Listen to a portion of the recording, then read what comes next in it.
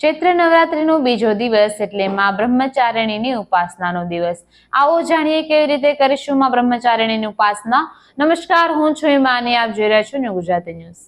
ચૈત્ર નવરાત્રીના બીજા દિવસે માં બ્રહ્મચારિણીની પૂજા કરવાથી શુભ ફળ મળે છે। માં દુર્ગાના બીજા સ્વરૂપ માં બ્રહ્મચારિણીની પૂજા કરવાની પરંપરા છે। શાસ્ત્રો અનુસાર માતા બ્રહ્મચારિણીની પૂજા કરવાથી દરેક ક્ષેત્રમાં સફળતા મળે છે। બ્રહ્મા એટલે તપસ્યા અને ચારિણીનો અર્થ થાય છે આચરણ કરનાર, એટલે કે તપસ્યા કરનાર દેવી। ચાલો જાણીએ માં બ્રહ્મચારિણીની પૂજા પદ્ધતિ અને આરતી અને મંત્ર। માતા બ્રહ્મચારિણીનું સ્વરૂપ તદ્દન અનન્ય છે। માતા શાંત અવસ્થામાં તપસ્યામાં મગ્ન છે।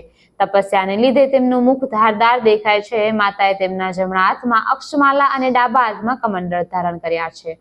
માતા બ્રહ્મચારિણીની પૂજા કરવા માટે સૌપ્રથમ સૂર્યોદય પહેલા ઉઠીને તમારા બધા કામ પૂર્ણ કરી સ્નાન કરી સ્વચ્છ વસ્ત્રો ધારણ કરવા।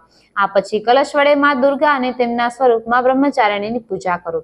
પૂજામાં ફૂલ, માળા, રોલી, સિંદૂર વગેરે ચડાવો। તેની સાથે એક પાનમાં એક સોપારી, 2 લવિંગ, 2 એલચી, બાતાશા અને 1 રૂપિયાનો સિક્કો મૂકીને અર્પણ કરો। પછી પ્રસાદના ભાગ રૂપે મીઠાઈ અથવા ખાંડ ચડાવો। ત્યારબાદ દુર્ગા ચાલીસા અને દુર્ગા સપ્તશતીનો પાઠ કરો। અંતે યોગ્ય રીતે આરતી કરો।